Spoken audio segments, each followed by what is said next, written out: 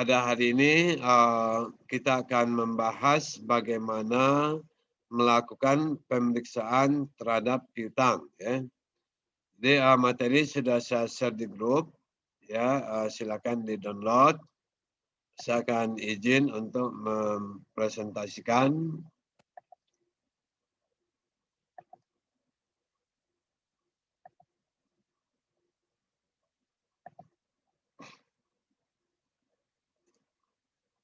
Ya, jadi sesi audit kedua pada pertemuan keempat kita hari ini, kita membahas pemeriksaan piutang. Ya. Jadi piutang adalah suatu hak tagih bagi perusahaan. Ya. Dia hak tagih di dalam standar akuntansi keuangan berlaku umum bahwa piutang itu dapat kita bedakan. Ya. Jadi piutang pada dasarnya dibedakan piutang usaha dan non usaha atau piutang lain-lain. Jadi secara garis besar paling tidak dibagi dua. Jadi ada piutang usaha, ada piutang yang di luar usaha. Jadi kalau piutang usaha berarti piutang yang berasal dari penjualan barang dagangan secara kredit. Ya. Kalau piutang lain-lain, ya piutang yang timbul di luar kegiatan usaha normal perusahaan. Ya. Jadi bisa piutang kepada pemegang saham, piutang kepada mungkin ke direktur, piutang atau dalam bentuk uang muka. Ya.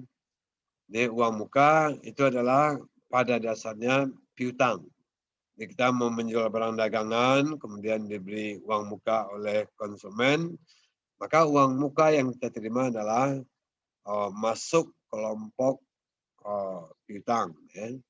Atau mungkin ya kita punya investasi dalam bentuk obligasi. Ya.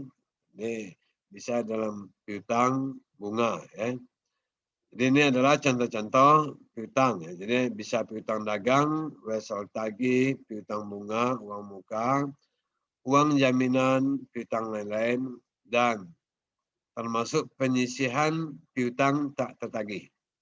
Di dalam akuntansi namanya kita menggunakan prinsip konservatif, prinsip kehati-hatian. Di dalam prinsip kehati-hatian, jadi potensi rugi itu dicatat sebagai kerugian. Tapi potensi laba tidak boleh dicatat sebagai pendapatan. Itu namanya prinsip konservatif. Jadi contohnya adalah piutang ini. Jadi piutang kita membuatkan penyisihan piutang tak tertagih. Artinya adalah kita cadangkan adanya kemungkinan piutang yang ada pada konsumen kita adalah tidak tertagih. Apakah piutangnya sudah tidak tertagih? Ya, belum. Tapi perlu dibuatkan cadangan. Ini yang namanya prinsip kehati-hatian atau prinsip konservatif. Jadi potensi biaya itu diakui sebagai biaya. Tapi potensi laba itu tidak boleh diakui sebagai laba. Ya. Kita lihat apa tujuan pemeriksaan piutang. Yang pertama adalah mengetahui apakah terdapat internal control piutang dengan baik. Jadi seperti pada pemeriksaan kas kemarin, maka setiap melakukan pemeriksaan terhadap akun-akun, maka tujuan yang pertama selalu untuk memastikan bahwa internal control perkiraan itu cukup baik. Ya. Dan memeriksa validitas dan autentisitinya. Jadi piutang yang ada kita perlu melihat valid dan autentik. Ya. Dan memeriksa collectability, jadi tingkat ketagihan piutang, ya, atau allowance for bad debt. Jadi bagaimana tingkat penagihan piutangnya, perputarannya seperti apa. Kemudian yang keempat, memeriksa contingent liability. Jadi utang bersyarat. Jadi utang bersyarat ini muncul kalau ada namanya pendiskontoan wesel tagih. Jadi Anda punya wesel tagih, itu boleh Anda jual atau Anda diskontokan. Jadi biasanya dijual tentu di bawah dari nilai nominalnya. Mungkin Anda punya wesel tagih untuk jangka waktu 2 bulan umpama ya. Dan kebetulan Anda butuh uang tunai hari ini ya, atau minggu ini. Maka wesel tagih itu bisa dijual ke lembaga perbankan. Ya. Jadi ini namanya kalau wesel tagih yang kita jual tadi ternyata pada waktu jatuh tempo ya, tidak bisa dilunasi oleh pemegang wesel yang bersangkutan, maka ada kemungkinan akan menjadi utang bagi kita. Jadi munculnya utang ini bersyarat jika wesel tagih yang kita diskontokan itu pada waktu jatuh tempo tidak dibayar oleh pihak yang punya weselnya. Jadi sehingga akan menjadi utang, tapi dengan syarat ya, makanya ada kita lihat ada nggak contingent liability, utang-utang yang bersyarat ya. Kemudian yang kelima, memeriksa apakah penyajian piutang sudah sesuai dengan standar akuntansi keuangan. Ya, ini selalu setiap selesai melakukan audit, maka kita periksa apakah akun yang kita audit itu sesuai dengan standar akuntansi yang berlaku. Ya. Jadi pedomannya adalah standar akuntansi. Apa ciri-ciri piutang yang baik? Jadi pemisahan tugas dan otorisasi. Kemudian ya formulir yang bernomor urut cetak. Jadi kalau ada formulir penagihan, formulir penjualan tunai, pokoknya semua formulir itu sebaiknya bernomor urut cetak. Ya. Jadi sehingga ketahuan formulirnya sudah berapa yang terpakai. Jangan sampai nanti ada formulir yang disalahgunakan. Maka kita perlu memastikan formulir itu bernomor urut cetak dan ada nggak nomor urutnya yang hilang. Jadi kadang-kadang ada juga orang minta faktur kosong. Mungkin ada seseorang yang ingin melakukan rekayasa, jadi dia minta faktur penjualan kosong, ya. Kemudian jadi sehingga sebaiknya dokumen-dokumen itu bernomor urut cetak. Ya. Jadi kalau hilang ketahuan, kita punya nomor tagihan piutang, ada satu buku itu adalah 100 eksemplar. Jadi 100 itu bisa kita urut. Ada nggak nomor faktur yang hilang? Jadi dengan adanya nomor urut, maka gampang melakukan pengecekan. Kemudian ya penggunaan price list. Jadi penjualan itu sebaiknya menggunakan daftar harga barang. Ya. Jadi kalau barang biasanya kalau barang-barang tender biasanya ada paling tidak ada range harganya. Ada harga minimal, ada harga maksimal. Ya. Kemudian jika ada diskon diberikan oleh pejabat tertentu. Jadi dalam memberikan diskon penjualan itu sebaiknya ada orang-orang tertentu yang punya kewenangan untuk memberikan diskon. Jadi jangan nanti semua orang bisa memberikan diskon. Karena biasanya permainan di lapangan di sini. Jadi istilahnya ada harga on, ada harga off. Jadi harganya apa nih? On atau off. Ya. Jadi itu sarannya. Jadi ciri-ciri piutang yang baik ada daftar harga. Kemudian adanya sub buku besar, kartu piutang. Jadi kartu buku pembantu piutang sebagai alat kontrol. Jadi biasanya perusahaan yang bagus dia punya plafon. Dia punya piutang terhadap masing-masing customer. Dibuatkan plafonnya berapa maksimal customer kita boleh ngutang. Katakanlah maunya 5 juta. Jadi kalau sudah lebih 5 juta, dia tidak bisa lagi melakukan transaksi. Ya. Jadi sehingga harus dilunasi dulu. Ya. Jadi adanya sub buku besar dan kartu piutang. Setiap akhir bulan dibuatkan aging schedule. Jadi setiap bulan dihitung. Si A piutangnya sudah berapa lama nih? Sudah 50 hari. Padahal janjinya dulu 30 hari, berarti sudah menunggak. Ya.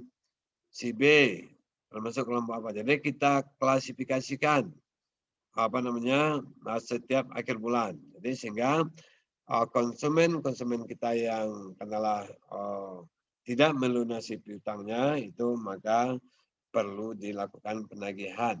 Makanya harus ada plafon, ya, plafon maksimal boleh ngutangnya berapa. Dan setiap akhir bulan saldo piutang direkonsil dengan total sub buku besar. Jadi total saldo piutang yang ada di neraca itu direkonsiliasi, dicek ke masing-masing buku pembantunya. Jadi sehingga apa namanya jangan sampai ada selisih nanti ya. Jadi sehingga perlu rekonsiliasi dari saldo piutang yang ada di neraca ke saldo yang ada di masing-masing buku pembantu. Kemudian mutasi kredit dari return penjualan di otorisasi pejabat berwenang. Jadi kalau ada penjualan return tahu ya pembatalan penjualan. Jadi kalau ada pembatalan maka ada pihak tertentu yang boleh atau memberikan otoritas. Jadi tidak semua bagian atau tidak semua orang boleh melakukan retur penjualan. Ya. Karena di sini juga sering terjadi apa namanya penipuan. Jadi banyak perusahaan ingin mencapai target penjualan ya pada akhir bulan, pada akhir tahun. Jadi ternyata pada bulan Desember target masih belum tercapai. Jadi biasanya perusahaan itu kalau targetnya tercapai mungkin dia dapat bonus. Kalau manajer juga begitu, target tercapai mungkin dia akan dapat naik golongan, naik apalah ya. Jadi sehingga stakeholder itu banyak yang berambisi agar target tercapai. Jadi kalau tidak tercapai gimana? Mungkin ada upaya untuk melakukan penjualan fiktif. Jadi seolah ada penjualan ya.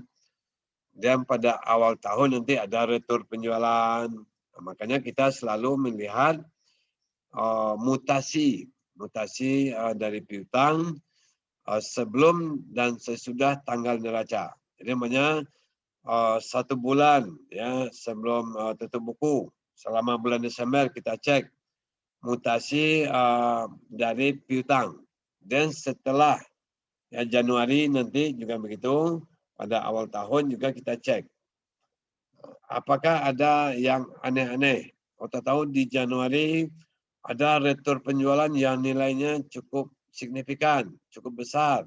Ya. Ini ada kemungkinan adanya penjualan fiktif. Jadi makanya retur penjualan itu otorisasinya adalah pejabat yang sudah ditunjuk. Ya. Dan pinjaman pada pihak istimewa diotorisasi oleh pihak berwenang. Jadi perusahaan biasanya dia punya anak perusahaan, ya punya cabang. Jadi memungkinkan adanya transaksi istimewa. Jadi transaksi antara induk dan anak perusahaan. Jadi PTA sebagai induk perusahaan, mungkin dia membeli bahan baku dari anak perusahaannya.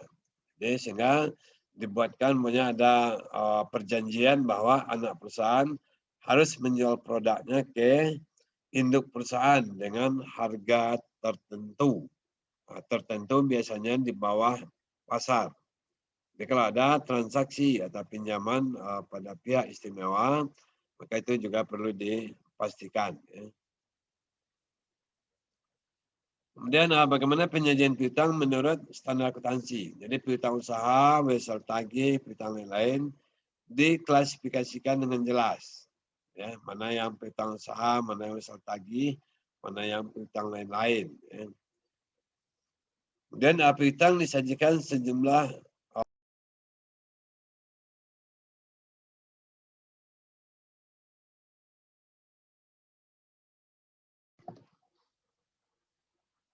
Ya, putus lagi dia tadi, jadi keluar masuk ini jaringan tidak bersahabat di daerah saya sekarang. Kita lanjutkan lagi.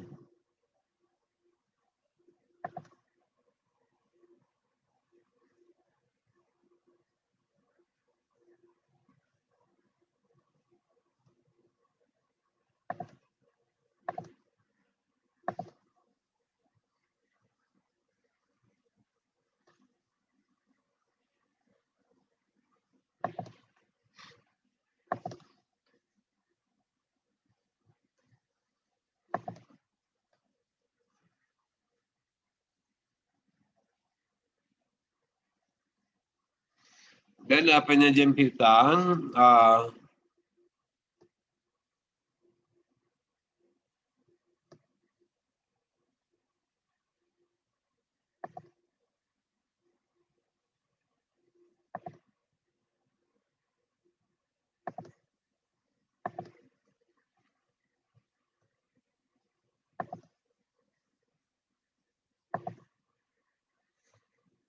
jadi bagaimana penyajian piutang, piutang usaha, wesel tagih, dan piutang lain-lain dikelompokkan dengan jelas.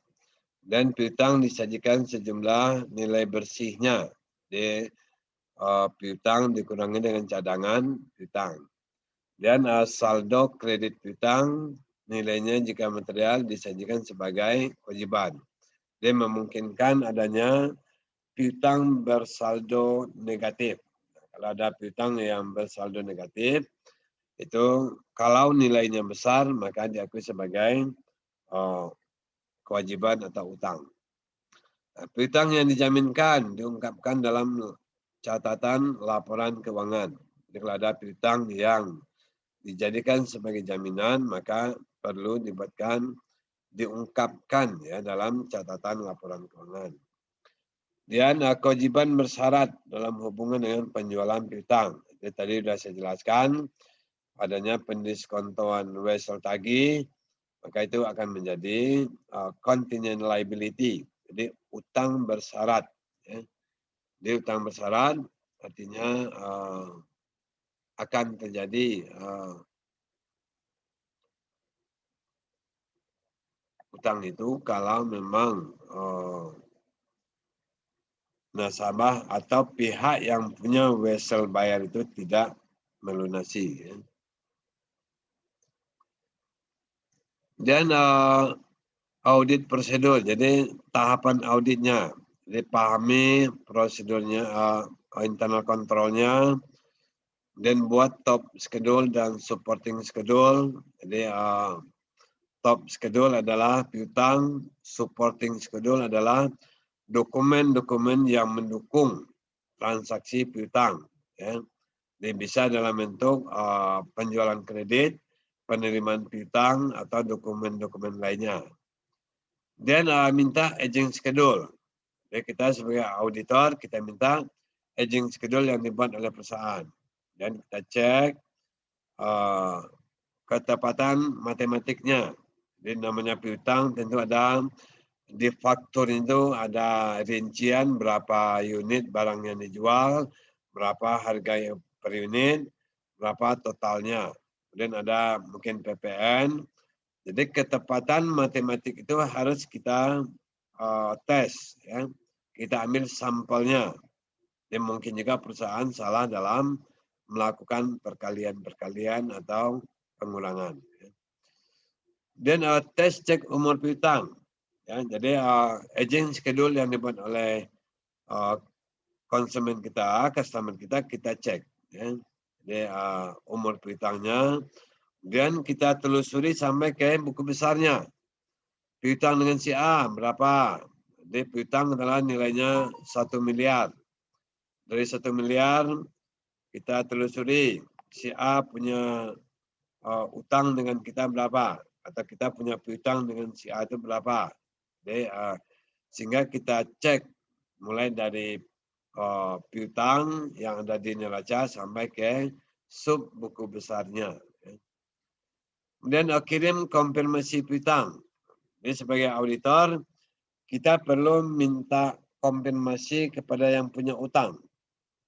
Setelah kita memeriksa PT X, PT X dia ngaku dia punya piutang dengan kalau punya piutang senilai 1 triliun, kan? Maka kita akan melakukan konfirmasi dengan siapa saja dia punya piutang. Jadi konfirmasi, jadi sehingga nanti kita kirim surat kepada yang punya utang. Setelah PT X yang kita audit, PT X dia mengaku punya utang dengan punya piutang dengan PT A, ya, PT A, PT B, PT C. Jadi kita akan konfirmasi, betul nggak Anda punya piutang dengan PT X? Oh ya, benar ya. Dia ada nanti surat konfirmasi yang kita tulis. Ya. Kemudian periksa subsequent collection sesudah tanggal neraca. Ya. Jadi tadi sudah saya ulas juga bahwa kejadian-kejadian setelah tanggal neraca maka kita perlu periksa ada nggak transaksi-transaksi yang aneh, transaksi-transaksi yang tidak biasanya. Jadi umpamanya di akhir tahun ada penjualan-penjualan yang tidak seperti biasanya. Biasanya penjualannya 50 juta, ya rata-rata maksimal umpama ya. Itu kok ada penjualan nilainya 300 juta ya, atau 100 juta. Padahal biasanya perusahaan kalau menjual itu ya kisaran-kisaran 50 juta. Jadi keanehan-keanehan itu kita harus segera merespon. Itu makanya saya bilang sebagai auditor kita perlu sensitif. Jadi sensitif dan ya mudah curiga. Ini kok tiba-tiba pada akhir Desember penjualannya ada 200 juta. Dan selama Januari sampai November tidak ada penjualan yang nilainya 100 juta. Baru maksimal hanya 50 juta. Oh tiba-tiba kok ada 100 juta. Jadi sehingga kita perlu mewaspadai adanya kecurangan yang dibuat oleh pihak perusahaan yang kita audit. Ya. Jadi makanya kita perlu konfirmasi. Ya. Kemudian periksa wesel tagih, ini kan periksa wesel tagih didiskontokan. Ya. Jadi yang tadi sudah dijelaskan. Periksa dasar penentuan L1 for bad debt. Jadi dasar penentuan penyisihan piutangnya dia pakai apa. Ya. Dan tes sales cut off-nya. Jadi pisah batas. Di pisah batas laporan keuangan biasanya kan 31 Desember. Jadi kita lihat cut off-nya. Apakah cut off-nya sudah betul atau belum. Kemudian periksa notulen rapat, surat perjanjian, koresponden. Jadi ada nggak notulen rapat, ya, waktu rapat umum pemegang saham. Atau ada nggak surat-surat perjanjian tertulis. Ya. Jadi sehingga ini adalah menjadi dasar bagi akuntan publik untuk memastikan piutangnya betul-betul ada. Jadi jangan sampai ada piutang fiktif. Kemudian periksa penyajian di neraca. Apakah sudah sesuai dengan standar akuntansi keuangan? Kemudian kita tarik kesimpulannya. Di kesimpulannya, ya mungkin juga, piutang sudah sesuai dengan standar akuntansinya. Atau mungkin piutang ya belum sesuai dengan standar akuntansinya. Jadi kalau belum, ya kita harus memberikan argumen, alasan. Ya. Jadi apa dasarnya kita menyatakan bahwa itu belum. Ya. Nah, ini sama dengan materi yang kemarin. Setiap kita mengaudit, kita periksa SPI-nya. Kalau bagus, ya, atau sedang, maka kita lanjutkan ke compliance audit, audit kepatuhan. Tapi kalau hasilnya lemah, maka tidak perlu audit kepatuhan. Ya. Jadi langsung ke substansinya. Jadi artinya mungkin inputnya salah, prosesnya salah, tapi outputnya benar. Itu kan bisa terjadi. Ya. Atau inputnya benar, prosesnya salah, tapi hasilnya benar. Ini juga mungkin terjadi. Jadi sehingga kita lihat kriteria dari hasil evaluasi dari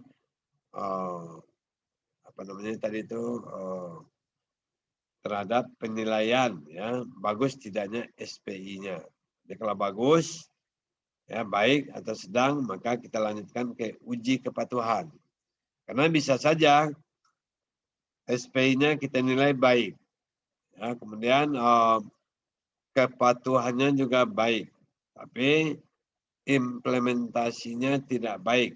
Ya, hanya bagus di atas kertas saja, di atas administrasi bagus semua. Ada nggak catatannya? Ada. Ada nggak ringkasannya? Ada. Ya.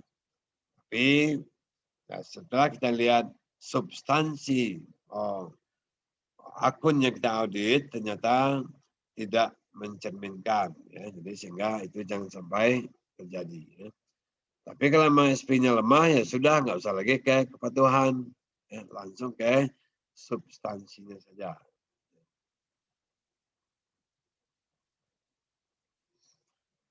Garis besar sistem dan prosedur penjualan dan pencatatan piutang. Jadi kalau berkaitan dengan piutang, ya berarti ada di sini purchase order, ya, jadi bagi pihak yang pembeli, sales kontrak, ya, kontrak penjualan, surat instruksi pengiriman, ya, kemudian surat jalan delivery, kemudian faktur penagihan. Dia minimal ini garis besar transaksi yang berkaitan dengan piutang. Jadi ada step-stepnya, ada langkah-langkahnya. Kemudian konfirmasi piutang. Ini konfirmasi piutang itu ada yang namanya positif, ada yang negatif. Jadi konfirmasi positif, ciri-cirinya adalah saldo piutang per pelanggannya relatif besar dan jumlah pelanggannya sedikit dan pengendalian piutangnya lemah. Ya. Jadi, maka kalau kondisinya begitu, maka kita lakukan